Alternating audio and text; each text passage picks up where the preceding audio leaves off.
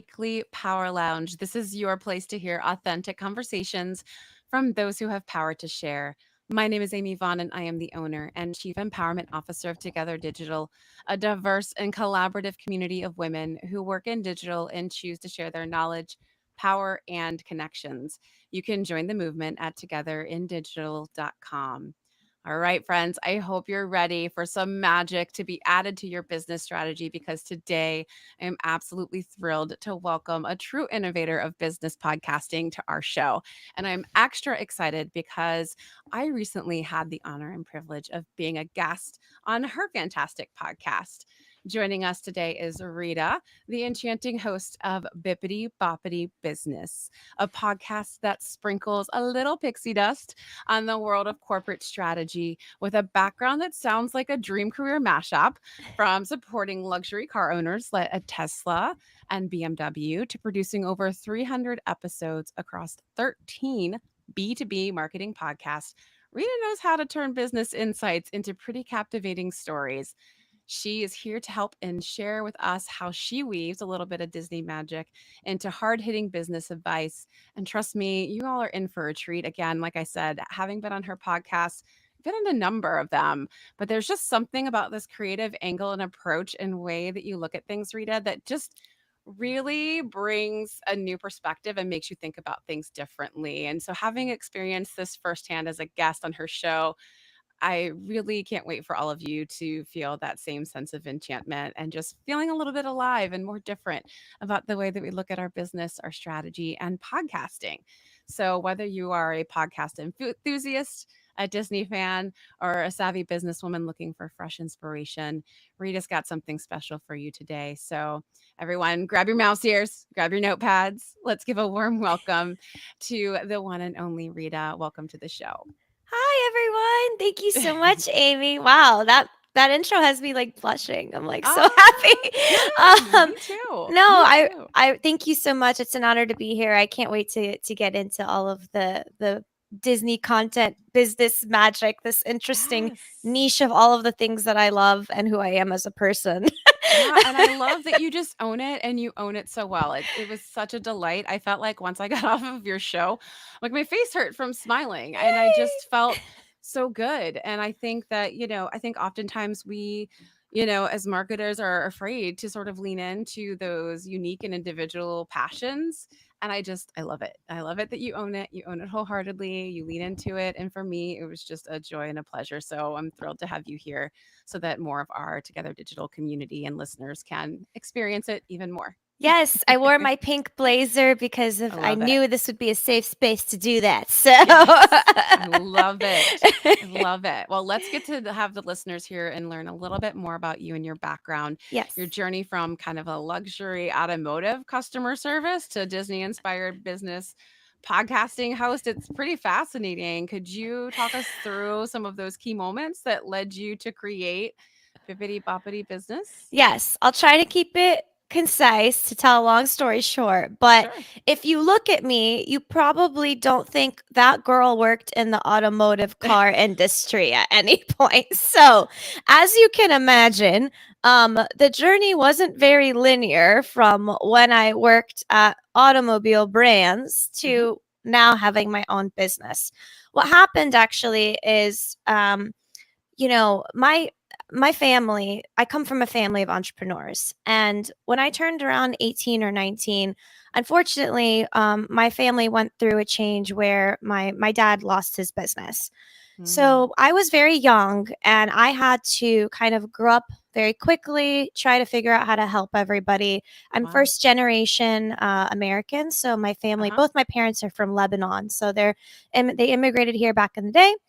But anyways, so when that happened, initially I was going to school for music. I wanted to work for Disney. I'm a musical theater kid through and through. Love I it. had a full ride music scholarship. Oh, So wow. I was going and pursuing that dream, but then life does life things sometimes. Yeah. Life happens. So I decided I needed to do the right thing and I needed to do what my parents wanted me to do to support them. And I needed to find a job that made Mm. money and a Yeah. respectable industry. So um, On Craigslist, I was literally 18 and I went on Craigslist because I didn't even know how to search for jobs at the Right. time when I got the news that like they needed my help. I'm like, I don't know Yeah. who I am. I Right. went on Craigslist and I found a job that looked very bougie. It was like Director of First Impressions was the title. It was for Huh. BMW. And I'm like, okay, Queen, I'm 18. I'm going to be a director. It's my first job. Like, let's pop off. Let's go. Quickly learned that titles don't mean a lot sometimes. And that was a fancy way of saying cute girl door greeter. That's what that was.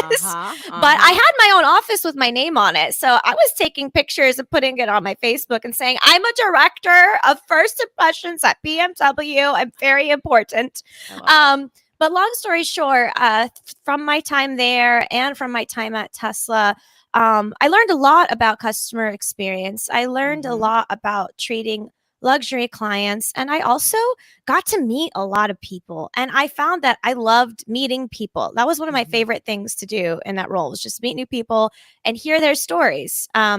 So that was just something on the side. But genuinely, one of the number one things that made an impact on me at BMW is I got to go through this training because I got a new fancy title called BMW Genius. I was really rocking these like random these ego titles for someone not even 21 yet was like really doing something to my brain. So anyways, the BMW Geniuses, they have a program and they all go to like North Carolina and they get to learn about the business practices and they get to see how the cars are made and how to sell and what the technology is in the cars. So we were supposed to be like the Apple geniuses of the cars, like only teach people about the technology in the cars and kind of be brand ambassadors for the next wave of high tech cars that were coming in. And the one thing that the trainer said is he asked us, how much do you think you can make off of one sale, like off of one customer, for example? If somebody sells one car and people were like, oh, you can sell the most expensive car that we have is like $150,000. So maybe you'll make X amount of commission from it and you can make this much money. And he's like, incorrect. He's like, you're not thinking about the long term. What happens if that customer has a child, or what happens if that customer refers their friend or their relative? He's like, you need to consider the lifetime value of your customer. What is the lifetime value cost? And he said, on average, our people who work for this location, for example, their lifetime customer value is $1 million. And I looked at that number and I'm literally broke as like I got two crackers to to my name basically. And I'm looking at this number that says $1 million on this screen. I'm like, this guy is off his rocker. I don't believe him. There's no way. But what happened is it's true. I started seeing it. And the thing, you can say what you want about car dealerships. And I definitely was the weird Disney princess singing around the dealership that didn't belong there. But the thing that I really admired is how these sales representatives valued relationship and the touch points that they took to make sure that they were memorable relationships, that on a birthday, that maybe somebody that they sold 4 years ago, they're calling them on their birthday and they're telling them happy birthday.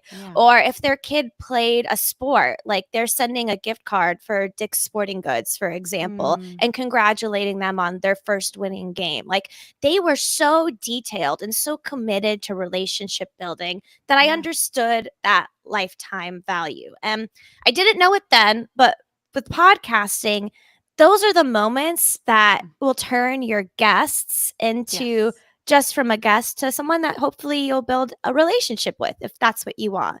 But basically, I had the moment where I realized I didn't want to work in automotive. And I moved back home, had a mini early 20s crisis, like, who am I? What am I doing with my life? And so I decided that I wanted to either work for Disney, because I hadn't yet. I wanted to work for Disney, or I wanted to like travel the world. And I decided to travel the world in January of 2020, which is a really hilarious time to do that. So I applied for Disney, got into the Disney College internship program. And then simultaneously, I applied for some remote job for another agency that was doing like marketing and podcasting for people. I told my mom that I really wanted to obviously work for Disney. My whole life, I've always said Yeah. that. And my mom, Lebanese, dead in the eyes, looks at me. She's like, I don't think you should do it. And I was like, excuse me, you don't think I should work for Disney? What's wrong with you? She's like, I have a feeling. I cannot tell you. I have a feeling. I'm like, all right, you have a feeling.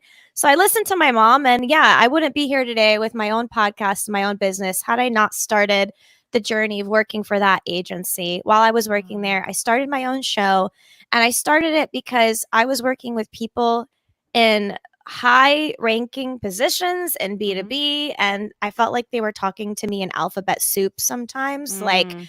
UX, UI, I mean, and journey, whatever. All these words were being thrown at me, and I didn't know what they're talking about.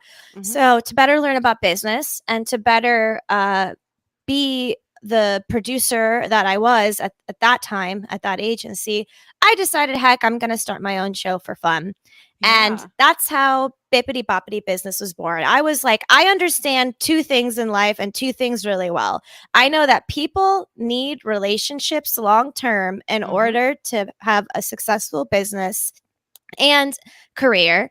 And I have a special interest. I know everything about Disney. So Yeah. I'm going to try to better understand business from the lens of these metaphors and analogies of someone who was a longtime fan and has gone to the parks. So Mhm. in conversations, it naturally started happening with the clients I was working with. They would Yeah. ask me like, well, what's, our company's focused on a, detailed guest journey, guest experience from beginning to end. So I'd be like, okay, are you kind of talking about, is it similar to if I buy a ticket online to Disney and I go there, and then from the moment I get there, in the minute I leave, like it's supposed to be this like cohesive thing? And they'd be like, oh yeah, pretty much. I'm like, okay, Right. now I understand what you're saying. Yeah. Translate it for me in translate Disney it speak. in Disney speak, right? Like, yes, I went to business school, but like they didn't really update the language to match the world that we work in today. Like, Yeah. yeah. So that was basically it. I decided that I'm gonna try to better learn and go on that journey myself. And here we are, bippity boppity business. I love it. I love it so much. Okay, so it's funny we haven't for the several times we've spoken now. This hasn't. I don't think this has come to light yet. Yeah. My dad's Egyptian, so I can completely relate to like the whole Middle Eastern daughter pressure of like, hey, responsibility, do the responsible thing. Yes. Don't go work for Disney. That feels risky. Yes. There's a lot of competition. Yes. So let's be the doctor, lawyer. Yes. First generation kid pressure. And I wasn't Real, smart enough to folks. be the doctor or the lawyer. So they were like, bougie cars. We all like Yes. BMWs. Go work for BMW. So true. It's so true, guys. I'm not making fun of it. I mean, my parents had BMWs forever, but like Oh, you yeah. go around to like a Middle Eastern like Oh, kind yeah. of neighborhood, and they got Oh, their yeah. Beamers That's and their all it is. Mercedes. It's that all it Arab is. money. Like that's Hell all yeah. it is. Even when we go back to Egypt, it's like all there is BMWs. Even if they're like 20 years old, that's, like, Right. still all they are. It's still a BMW though. It's still a BMW. I love it. Oh my goodness. And I love what you said about lifetime value. We're going to come back to that, I think, too. But I just really want to touch on for those who are kind of sitting in the space of saying, should I start a podcast? Shouldn't I start a podcast? And I love what you said in that moment of you really started it not because you were already a subject matter expert. It was because you wanted to learn more. Mm-hmm. And you took these kind of two passion points and this interest for learning and just brought them together and then leveraged the podcast for client growth and opportunity, but also for educating yourself. Because I will tell you, I 100% agree. After 100 plus episodes on Together Digital's Power Launch podcast, you feel like now you've just got like such a sense of wisdom from all of your guests, because that's all you're Yes. doing as a guest is facilitating brilliance and giving other people the opportunity to shine, and you just get to be the sponge. Yes. It's wonderful. And so I'm kind of curious too, you kind of started to answer this, but were there some other ways in which the working with these luxury brands, kind of considering that lifetime, like more longer term, less Mm-hmm. just maybe I would say transactional situation of luxury car dealerships and working in those spaces? How did that translate into, your business and podcasting? Well, something that specifically I really admired, at least at the dealership that I worked at, is they Hmm. valued communication. And Yeah. when it comes to the moment that a car enters the shop to the moment that it leaves, they have certain touch points and systems that they've put in place in order to make sure that every customer has a similar experience, but also receives the important communication touch points that they need Hmm. to make sure that their very expensive car is doing what it needs to be doing behind the scenes, right? So for me, I'm still working on this, and I think it's okay to admit that we're all every day evolving our systems and processes. But anytime when I think about the podcast experience for the guest, or Hmm. when I think about my clients who are, starting podcasts from scratch, I'm always kind of remembering those moments. Like, what are the touch points that are the absolute most important touch points that we have to hit no matter what? And Yeah. how do we continually innovate what the experience of receiving those communication touch points looks like? So, Mm. one small example is at the dealership, for example, instead of just getting like a text message or an email saying that your car is ready, the team started getting the technicians to send personalized video messages to the guests, customers, and sending them a video rundown of what's going on with the car and Oh, showing wow. them the car. And it was Cool. so innovative and cool. Yeah. But it was a small glimpse into the power of video, the power Yeah. of communication more than just a non-personalized message. So really personalization, if anything, Yes. is something that's huge in the luxury brands, luxury Yes. industries that I am often trying to consider, because Mhm. personalization is the catalyst for relationship. If you do Mhm. not feel that the person is authentically connecting to you, or they are Yes. talking to you as a Mhm. person, they're not going to want to talk to you. Agree. Right? Agree. So in our process, for delivery of the episode to our guests, Yeah. for our clients, I decided we needed to find a more personalized way to deliver those assets. So, what we started doing is creating custom Notion pages Mhm. that have all of the Google Drive assets within the page, but it says Nice. says their name in the message. It Yes. has their photos. We put quotes in there that are not just the graphics, like Mhm. the pre-made graphic quotes. We put quotes in there without the brand colors of the show in case they want to repurpose them in their Oh, own that's brand great. colors. I So love that. very small tweaks, but really, to answer your question, um, what you can learn from luxury businesses and apply into your own business today is communication touch points, developing a system for that, but Mhm. still making it personalized in a way that's Yes. sustainable, and pleasant for the guests to Yeah. experience. If you're not smiling at any of the messages that you've received from the individual that you're working with, Mhm. then you need to reconsider maybe what your communication process looks like. Yeah, yeah. I love that. That's such great advice. I love that so much. And I think that there's so many more tools nowadays that are, at your fingertips, even for small business owners as Yes. well, to make like personalization an automized thing. So that, Yes. you think, oh, personalization, it's such a daunting thing. But when you're talking about, even if it's like a weekly or bi-weekly or monthly podcast, it's not a heavy lift between the process, like building in a process or finding automation tools to help you do that.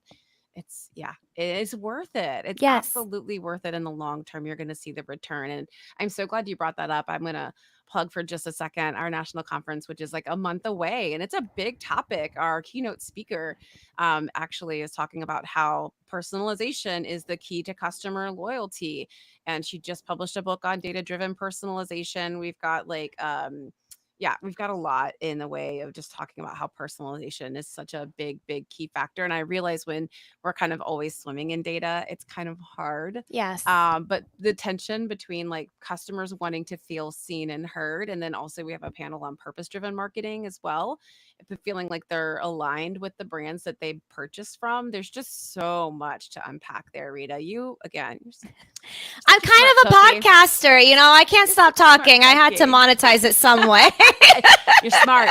And I always love to joke about that too. It's like one of those things where it's like for all of us girls in class who couldn't shut up and the teachers kept saying, "You talk too Yes. much," or the adults that told us that we talk too much. I was like, "Hey, guess what?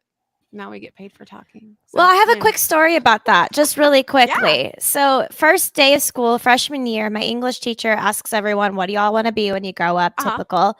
And I stand up because we're supposed to stand up and say it. And I stood up full with my whole chest and I said, "I want to be Oprah when I grow up." Oh, I love it. That's what I said. And I love everyone it. looked at me and said, "Girl, you're tripping. What are you, Oprah? This little awkward Lebanese girl with a unibrow? What do you mean you'll be I Oprah? love What's wrong it. with Oh you?" my gosh. And I was like, "You don't understand. She's an entrepreneur. She has Yes. her own talk show. And you Yes. will see one day I will have my own show. You will see. You You will will. see." So You I didn't end will. up on TV, but I did make my own show. Isn't that funny? You did. You sure did. You showed them. So we're talkers, and I that's love okay. it. That's okay. We've got something to say and share with the world. So I think use your voice, ladies. I love it. Oh my gosh. This is why we get along so well. Yes. We have even more in common than I knew before. All right. I would love for you to share a little bit about a surprising lesson Mm, because you've done a lot of B2B podcasts, like yes. 13 plus. What was the most surprising lesson that you've learned about business through podcasting? Business owners are afraid to show up authentically online. And for me, this was surprising because, again, I'm the former theater kid and I am used to kind of being on stage, used to just showing up in the way that I need to be to tell the Mm-hmm. story. So for me, it's not about myself, it's about the story that needs to be told and the audience that needs to receive it. That's my mentality.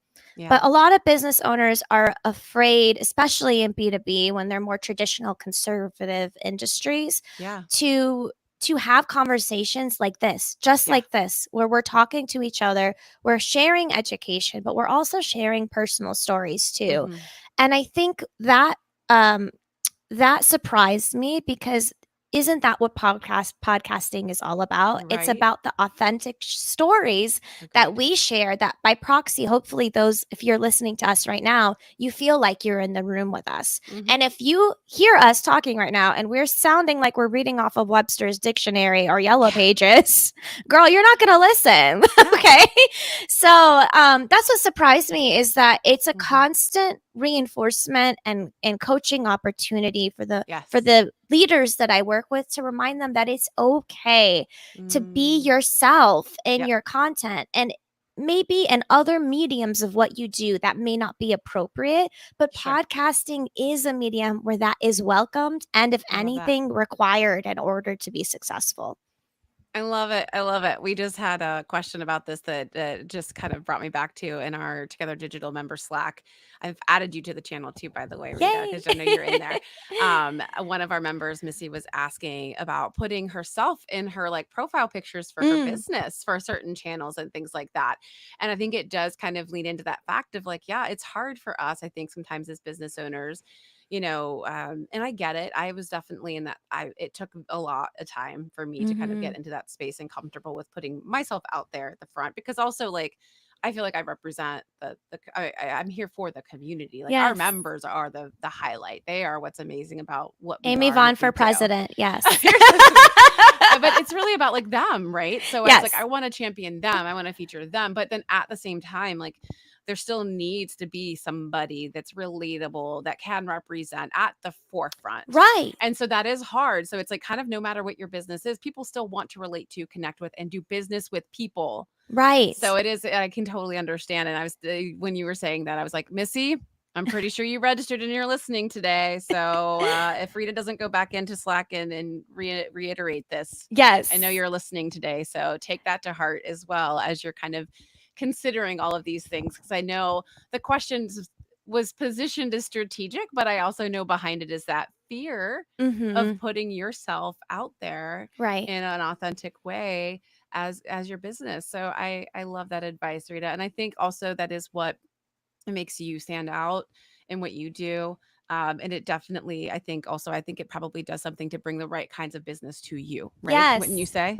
I would agree. And I also want to provide another perspective on if you are not yet in the mindset of being comfortable of putting your whole self on Mm-hmm. camera. What I did with Bippity Boppity Business is it's not called the Rita Show because I didn't feel no one knows me. I'm not yet Oprah, right? Yeah. So I decided, okay, well, Walt Disney himself, he wasn't initially the face of his brand. It was Sure. a mouse. Mm-hmm. So whether you turn yourself into a mascot or you are the face of your brand, there is creative opportunities That's to have fun. something be the face of your brand. So Mm. if we think about a brand like Duolingo, for example, they are a software. They are technically Yeah. like a language learning software, and their mascot is an owl. So Mm-hmm. the owl is what's personified throughout their content. So Right. if you are not yet able to be just you and you're not comfortable, saying that, okay, I'm not successful enough to be the Tim Ferriss show or the Oprah show or whatever,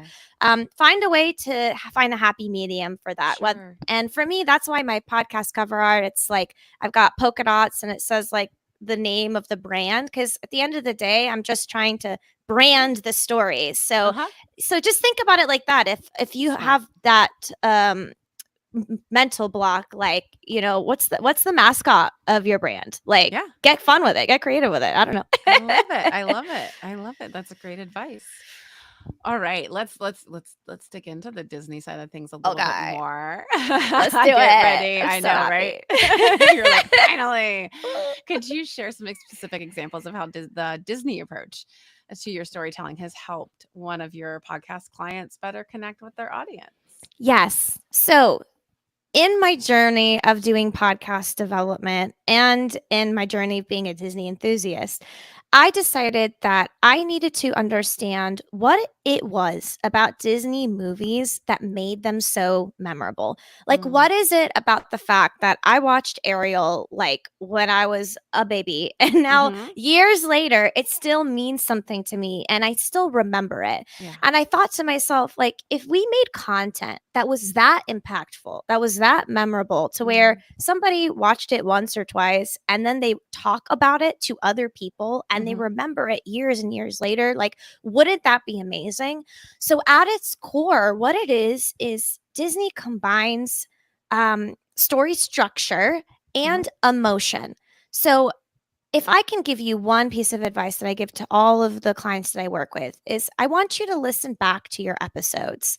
And if you do not feel any type of emotion, whether it's Mm-hmm. excitement, um, inspiration, maybe FOMO, whatever it is, they can be positive or negative. Yeah. If you are not feeling any type of emotion after you've recorded your content, it's not ready. It needs some Mm. more work because Mm-hmm. you are competing in an online world where everyone's competing for the stage right now. It takes me Yeah. back to my theater days of auditioning.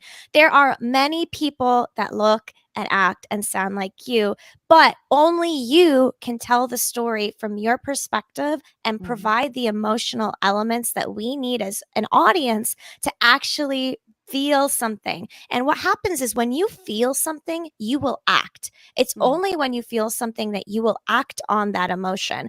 And isn't that what marketing and business is? It's Yeah. not about the software, it's not about your consulting service.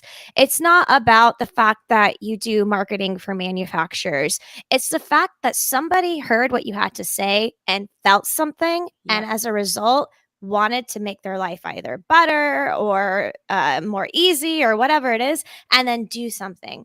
And Mm-hmm. that story structure it's the hero's journey, right? Yeah. So a lot of the movies that we watch, Hercules is a really great example of a character who went on a hero's journey to find themselves. And then guess what? When he went on that journey publicly, other Mm-hmm. people were cheering Hercules on eventually. In the beginning, they were kind of like, whoa, we don't believe in what you're doing. But over time, that kind of learning and sharing in public, that journey of getting to who Hercules really was, that's a relatable story, right? That was easy also for us to listen to. That's the other thing. we are busy, especially as women. Like, we have so many things in our lives, whether you're a mom or you're in a committed relationship or you're the eldest daughter of a family who is always calling you and asking you what's up. You don't have time to just be listening to very heavy stuff, right? So Mhm. if you can find the secret sauce of making your content educational, entertaining, and inspiring, you are going to create super fans of your content Yes. and in turn super fans of your brand. Because something else that people forget about when we hear about Disney now is that when Walt Disney had to promote this idea of building the first theme park, Mhm. everybody thought he was crazy. Nobody thought he could do it. So, what Mhm. did he do? While they were building the theme parks, they created a TV show that took everyone behind the scenes of what was going on at the parks. Yep. Never before had a brand during that time, you're thinking about the 40s, 50s, whatever, where a brand was never that transparent before on taking you on that journey, right? Mhm. So, your own journey today, maybe you're not building a theme park or a castle. If you are, hit me up because that's really cool. Right. But maybe you're not doing that. But we are all inherently curious and seeing that hero's journey happening firsthand because we Mhm. all want somebody that we can celebrate. Everyone loves the individual who's just like us, who came from nothing, built Yeah. themselves from the ground up, and made it. And if you've experienced difficult things in your life, just tell yourself, this is part of my story. This is going to Mhm. make my hero's journey even better one day. And be resilient and own it. Find the balance between what you're comfortable with sharing and also making sure that you are learning something too at the end of the episode. I think that's a big problem that we have is often in podcasts, we talk a lot about the idea of something, Mhm. but we don't often dive into the tactical Yeah. elements of how to actually do that thing. Mhm. So if you find that sweet spot somewhere in between of hero's journey, emotion, and also teaching people something, you're going to have a really great time, first of all, because you're going to Yeah. enjoy the conversation, but also Mhm. your audience will probably appreciate it. I love it. That's a great framework and a great series of takeaways. I love it. It's so Yes. cool. And I know you mentioned this to me before, and it's one of those things that it's like, okay, whatever. Sometimes I can just be like, forget everybody else because we don't have to be for everyone. Correct. But I am kind of curious how you try to strike, if you do strike the balance Hmm. between like the magic and wonder of Disney Hmm. and what feels like, I don't know. Here's the other thing too. I just never try to take myself too seriously, but I think Yes. sometimes in like corporate and business, we Mm. do. We have a tendency to, right? It is the Yes. nature of the thing. So it's like, how do you balance the magic and wonder of Disney, and then often that serious nature of business and the topics that you might be dealing with on your podcast? You ever? And I know you said you've gotten pushback on that too at Yes. times. I have, and it's something that I will always be advocating for myself, and if you're Hmm. listening, you will always have to do that too. Yeah. We still have businesses who don't believe in what I'm saying, who believe that you need to be professional, you need Hmm. to keep work at home, you need to, you know, be this like news anchor lady voice type person that's Yeah. like really serious that talks like this on the camera. And for a long time, Amy, I felt like I had to be that way. And Hmm. I didn't feel good enough to make content. I didn't feel like, I felt like what I was doing was silly. I felt like Hmm. what I was doing really didn't mean anything.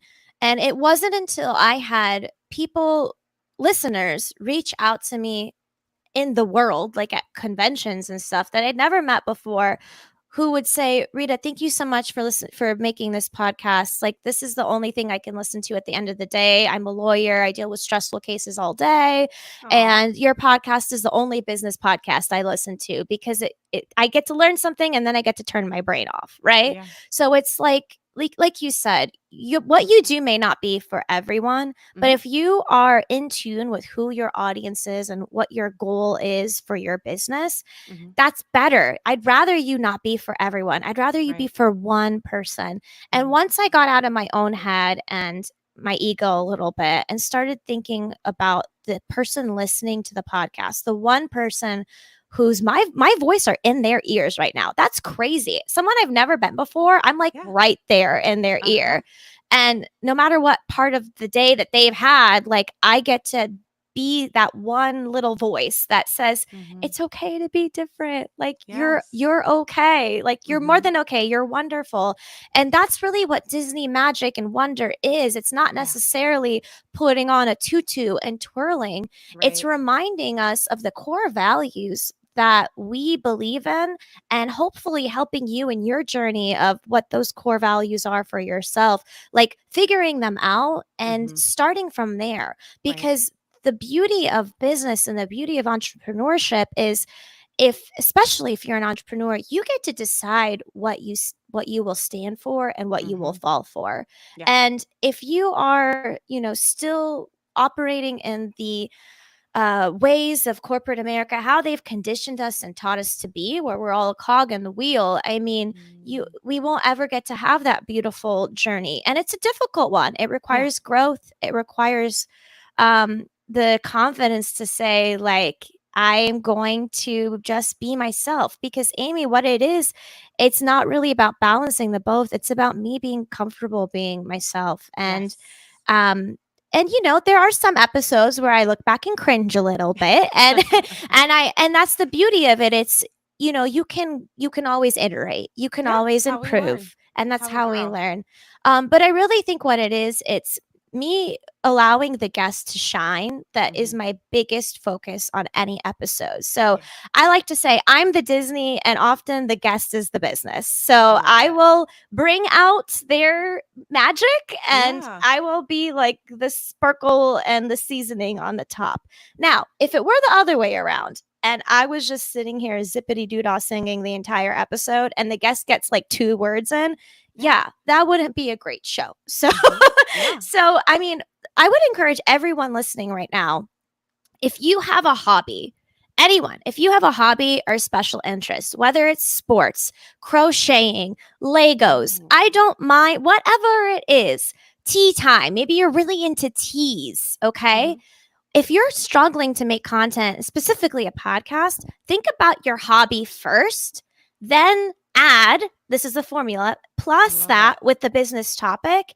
And Yeah. now you have a sustainable show because you get to talk about the thing that you love. That's Yeah. very easy branding and theming. I mean, if I were really into teas, like Bridgerton, for Oh, example, heck or yeah. imagine a Bridgerton business show. Hell Like, come yeah. on, right? Like, I'm down. Somebody's starting that right after this. You know that Steal now, my right? idea. Go for it. Chat it up. Okay. Because guess what? That's what branding is. It's combining the thing that you do with the aura of what you are and what you love. Love And it. when you go to events, you'll be able to lead with who you are Mhm. rather than what you do, which for sales is Yes. very, very effective. When I go to an event, I don't tell everyone I have a podcast production agency, and that's not like the first thing I say. They ask me what I do. I say, I'm a podcaster. My show's called Bippity Boppity Business. I love Disney. I love Yeah. Disney. I Right. start with Disney. We're Yeah. starting at a level playing field here, not I'm you and you're here and we're all better than each other or whatever. So, and you'd be surprised how many genuine friends you get to meet when you decide to say, like, I'm going to find a hobby or an interest and brand my show around it, because Mhm. people at networking events are going to be more easily able to talk to you. Yes. Yes. Yes, yes, yes, yes, yes. Oh my gosh. Okay. A couple of things cuz so much. I know. Disney, like I don't even care if you're not a Disney fan. If you have any understanding of just in general what business looks like and good business. I mean, a company that's been it's over a century now, right? I mean, I Yeah. think Mickey's technically almost like Steamboat Willie's like almost out of what's the word? It's like the trademark that Yeah, out of trademark yeah, because it's like 100 years, he's right? So like old. he's old. Yeah. And you look at them from like a business success standpoint, their internal structures for teams and Imagineers, their Mhm. internship programs, their innovation, Mhm. their customer experience within their parks, like it's just undeniable. So it's like Yes. I don't even care if you're not a fan of like the movies, where it's so much more than that, which is Yes. I think why what you do is really smart. I love, love, love your podcast formula. I think that's so great because I also think it stops people because I'm again, I'm like, okay, we are all human and we love to talk and we're passionate about our businesses, but we're also human. And it's like you kind of start to scroll through and you see how are you meant to choose when every single podcast, like art Mhm. Square looks exactly the same and Yeah. they're all blue and their fonts are the same. It's like all these sans serif and it's like, how am I supposed to pick in a sea of sameness? Choose to Yes. stand out. Choose to stand out. And I really love what you said there. And I'm just going to make a little audio footnote for for our production team to just quote Rita, that idea of lead with who you are, not what you do, because we Yes. are so much more than with what we do, and people remember who we are, not Yes. just what we do. And I think that just goes beautifully into our next question, because that is a ton of the advice. That's one of the first pieces of advice I give in networking, because obviously Together Digital are all about networking and the strength of our network, because it's such an essential part of growing our career and just ourselves, not just professionally but personally. I'm kind of curious how podcasting has opened up networking opportunities for you, even your clients. Girl, it has opened up a whole new world. I love it. Had to do it. Good. Reason being, I live in Jacksonville, Florida. Yes, it's in Florida, but it's not a city that when you think of media, that Yeah. is one of those top cities that comes to your mind. Okay. Mhm. So the fact that in my tiny little studio apartment, I've been able to talk to people all over the world, like, that is amazing to me. And the reason why is I do have a strategy for it. Okay. Mhm. So a lot of people ask me, how do you get great guests? How are you going to these events? What are you doing? And Mhm. it's very similar to a lot of what you preach, Amy, which is a combination of being active online and seeking out similar communities, seeking out the right people, right? Yes. But it's also going to events too. So, for example, I do a little hack. Okay. I'm going to give some secrets here. If there is a podcast guest that you really, really want to interview, or alternatively, a person that you really, really want to meet that you wouldn't normally be able to meet, I, for example, will look at events that that individual is speaking at. Okay. Yeah. So for this example, there was an individual who, his name is Saul Blankoff. He's a Disney animator and director. And I saw that he would be speaking at Podfest. And the second that I saw that, I was like, I'm going to that talk. Yeah. Everyone just hold your horses, drop everything. I'm going there. Right. Love Because it. what Yeah. happens at events is oftentimes you will be able to maybe at least for a minute get to say thank you to the speaker, right? That's your Yes. pitch. That's your Yes. 1 minute pitch right there. And if your show name is as effective as Bippity Boppity Business, Oh you yeah. have Sold. you have one 1 second. second. You have 1 second to be like, oh, what's that show? If your show name is Mhm. not easily explainable, like if you Mhm. have to like pull out a scroll and dust off the scroll to like explain what your show is about, Yeah. you've lost your opportunity already. So Mhm. I walked up over the show. Granted, I was fangirling, I was crying, it Yeah. was not okay. Aw. I was so moved by this man's speech that I was like sobbing. But I was Aw. like, my show is bippity boppity business, and I would love for an opportunity Yeah. for you to be on my podcast. Like, it was a mess, but I did it. Okay. And that's the thing you need to know is that you could do it scared, do it anyway. Okay. Yes. But what happened is that one connection led to another connection. And it Mhm. becomes this like web of Yeah. one moment I'm crying in an Orlando convention room to this poor random director. The next I'm in LA and I'm interviewing the guy in Yeah. LA of all places. Love So it. the strategy is write down your dream 100 people that you Mhm. would literally lose your mind and sob just like I did if you got to Yeah. meet. And whether it's on LinkedIn, you try to reach out to them and ask them to be on your show, or you go to an event where they are there, shoot your shot and make your brand ready to be Yes. pitchable, right? Yep. And yeah, that's kind of the thing that has blown my mind is the people that I've been able to meet.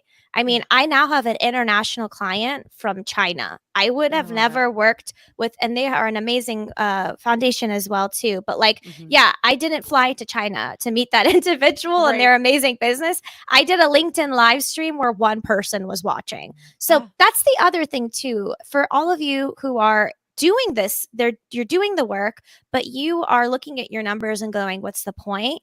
It as long as you have the right people listening, that's what Yes. matters. I would rather you have Yes. 10 super fans that love what you do than a Uh-huh. million people who could care less. 100%. Preachy hands. Yes, I agree. preach. I agree.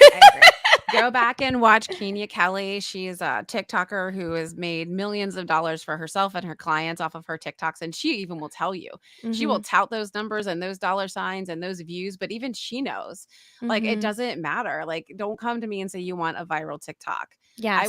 I will, even if I get you like 1,000 views, all what matters is if you got like 26 phone calls that landed you 10 new clients. That's what matters. Like, pay attention to the right metrics. I 100% agree, Rita. That's a very good call. Well, in B2B, that's a very controversial topic, though, Yes. because businesses of that nature want to know what the ROI is on the amount of downloads and the growth. So that's something that I have to remind everyone. Yeah, it is. It's a constant drum we're beating, isn't it? Yeah, we love the data. We do. We can't help it. We love our numbers. It's the shiny object. We have that shiny object syndrome. Now, I love that you also accost speakers. I'm glad this isn't just me. And that's how I've gotten some of my most favorite guests as well. And kind of more of those top tier guests, because it's like, I know they're there. I know they're speaking.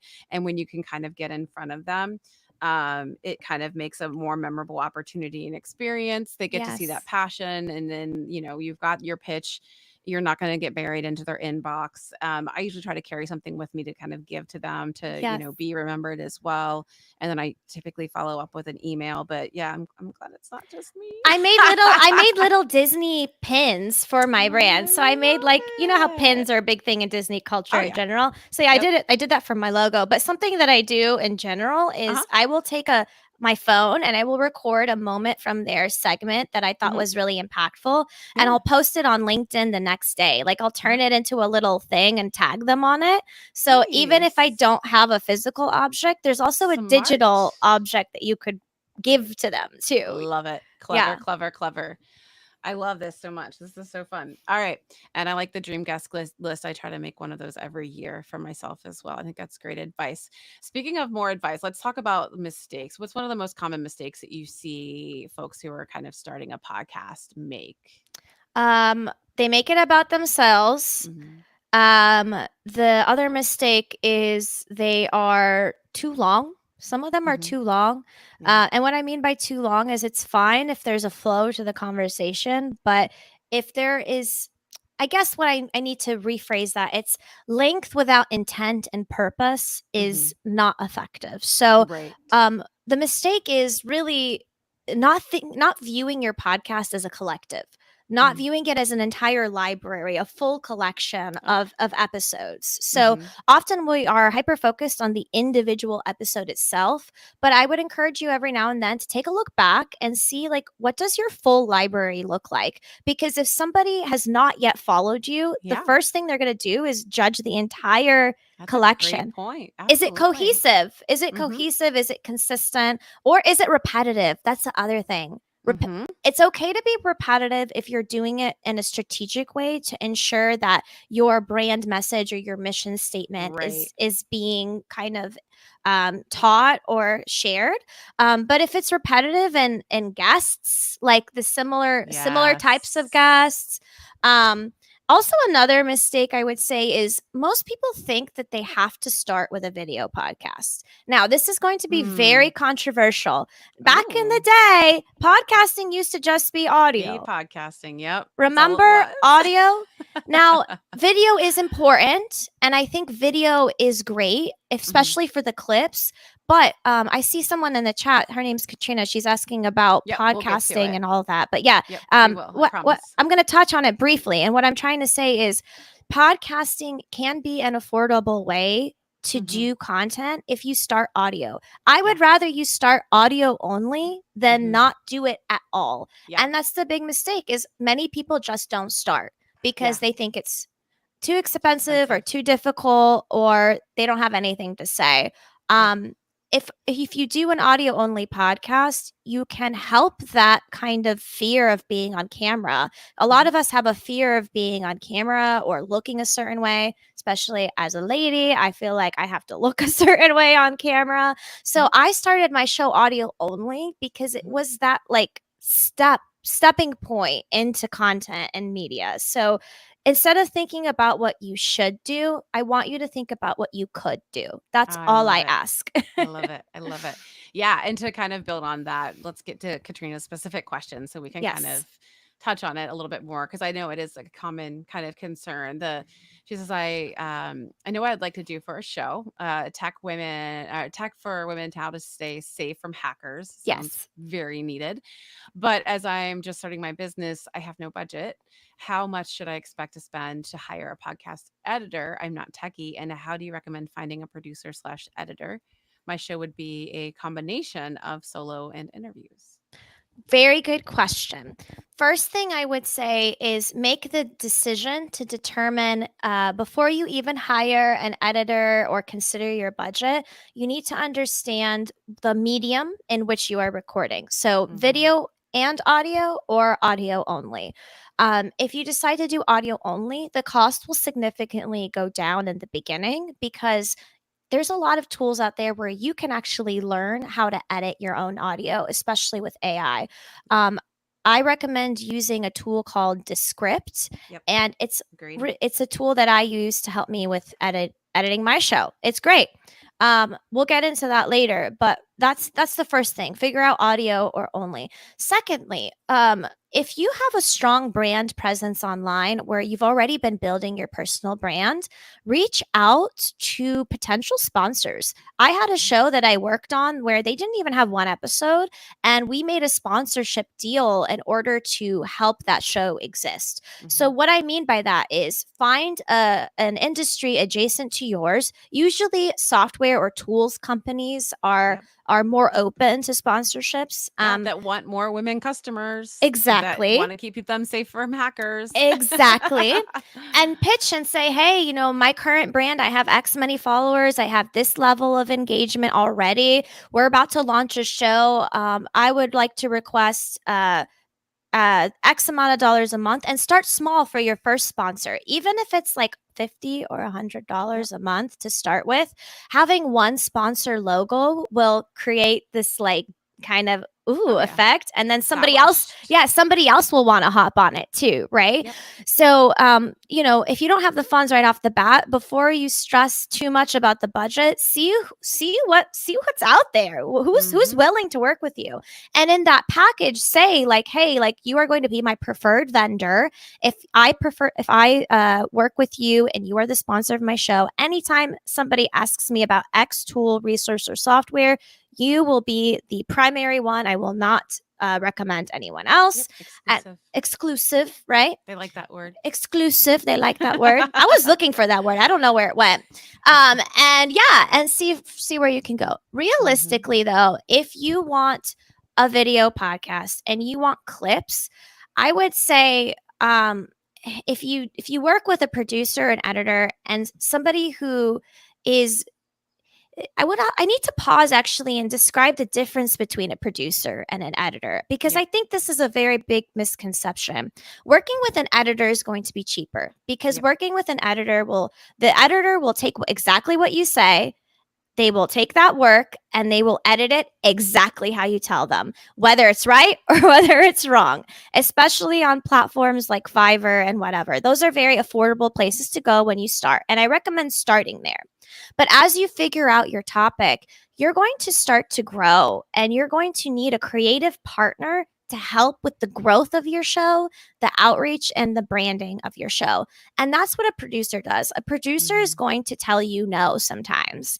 They're not going to say yes all the time. I'm a producer. I'm going to work with you, for example, and any producer will to help bring out the story of the Mhm. show. We're going to coach you to be the talent. We're going to be looking for opportunities where you can be highlighted on other shows, maybe, for example. So, working with an editor is very important in the beginning, and it's going to be affordable, especially on places like Fiverr. But as you grow, if you want to work with a producer, that's where the price is going to change because you're going to be leveling up to having a creative partner and someone who understands a little bit about marketing as well, Yep. too, with the show. But yeah, so on the low end, I'd say around maybe $150 per episode Mhm. if you're going really low and you're doing some of it yourself.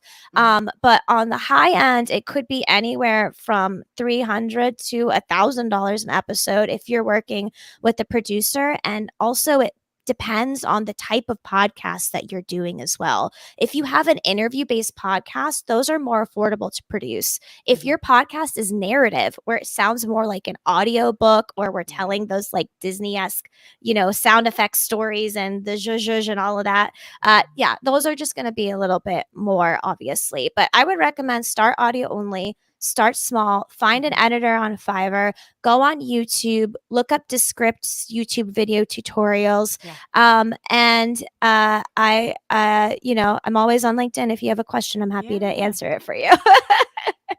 Yeah, I agree. Yeah, and you can always reach out to me too. Happy to share some other Yes. like The whole process community is advice. here for Yeah, you. we're always here. We share our knowledge and our power. We don't hold back on any of it. I think process is an important part when you're just getting started to kind of having a Yes. well-defined process for bringing in your guests, just to make things easier on yourself if you're running a business plus hosting a podcast, because Mhm. you don't have the resources maybe to hire people to facilitate all that. So put process in place where there's maybe instead of people, if you Yes. can. I also used for a little while before we ended up with our production team, our amazing production team that we have now. Um, Shout out to the amazing Heartcast media team. So you can look them up if you want to. Go look them up. Yeah, check them out.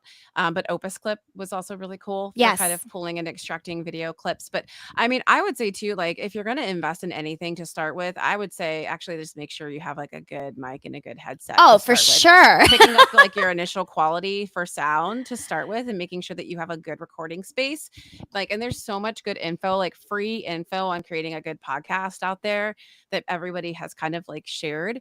Start there really too. And then Descript is a great tool, and it's pretty low cost too, as far as like getting your transcripts, getting, sound bites, and also kind of editing as well. So great advice.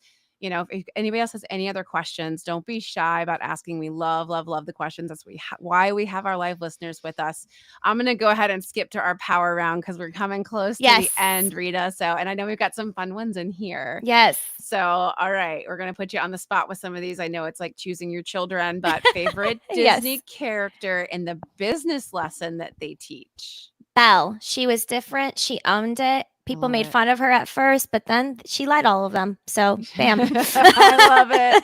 That makes me so happy. She's like my daughter's favorite right now. She's like all about Belle. Yes. All right. Most unexpected place that you have found inspiration for a podcast episode? A guy who owns an automotive shop who Yeah. also happened to be a Disney fan. That was like my Aw. two worlds full circle coming Colliding. together. I love that. That's fantastic. That's Yes. fantastic. I love it. I love it. I love it. Check his episode out, Frank Scandura. It's a really good one. Oh, I definitely will. That sounds adorable. It sounds delightful. One tool that you can't live without for podcast production is another little good tip for Katrina here. Yes. Google Forms. Yeah. Underrated. Right? Underrated. Every day. I use them every day. Really great for getting guest information and it going Mhm. automatically into a spreadsheet. Because if you're not a numbers girl like I am, Yeah. that's so great that it does that for you. Absolutely. Yeah. Power for forms and automation. That's Yes. Yes. It's fantastic. All right. Biggest challenge in B2B podcasting and your quick solution. Biggest challenge is looking like everyone else's show. There's a lot of podcasts out there right now. Mhm. Quick solution, yeah, try to be different and use some of the formulas that we talked about today, and Yeah, those are great. and see what it does for you. I love it. No, you gave us some really good takeaways. All right, we have got just enough time for this last one. Okay. So, I know you said you had your dream list and you've gotten Yes. some of those folks interviewed, but is there any remaining? If you could interview any business leader, and let's say they could be alive or dead. This might be making it too easy if I say dead. Well, on your it's- podcast, who would it be and why? It's Walt Disney, I was gonna obviously. say, once I read the question, I'm like, wait, no, of course I know who it'll be. He was someone that decided that he would change an industry entirely. Animation would not have been what it is today without Walt Disney, Yeah. period. So if anything, if I could leave some inspiration with that, like Please. we look at him and we think he was successful and everything was easy. He was somebody that continuously had to overcome challenges. He at one point lost all of his employees. He almost went bankrupt. He had to take loans out that his wife was like not happy about. His brother almost like was like his right hand man for business and finances. His brother almost like was like, we're not doing the theme park, right? And he had one dream. It all started with a mouse, right? So for you, if you are listening, you have an idea that only you believe in, and you deserve to see it through, to be the visionary that at all costs continuously pursues that dream and find the magic in that. You are the magic at the end of the day. Don't let anyone else tell you differently. And those are the people that maybe 10, 20, 30 years from now will be just like you might be that person where somebody says, I wish I could have interviewed this person. Yes. Being yourself and continuously believing in your vision and your dream is the only thing you can do as an entrepreneur when the going gets tough, but just know that it's worth it and you're worth it. So your show should be a celebration of that. And I can't wait to see that journey for you, no matter what it is. Thank you so much, Rita. What a great way to wrap things up. So excited to keep watching you and all that you're doing. Thank you for inspiring us all. I know you're all ready. It's Friday. You got the weekend to keep brainstorming and planning. Yes. You've got members. You've got both me and Rita on Slack. So if you need us and you want to brainstorm, just, slide on into our DMs, reach out if you need us. Again, everyone, thank you so much for joining us today. We appreciate all of you, our listeners, for being here. Rita, thank you so much for showing up and sharing your power and your passion. We really do appreciate it and enjoy it. It's a pleasure. It's been a magical podcast episode. Thank you, Amy. Never doubted that it wouldn't be with you. All right, everyone. Have a great rest of your day. And until then, we'll see you next week. Keep asking, keep giving, and keep growing. Bye, everyone. Bye.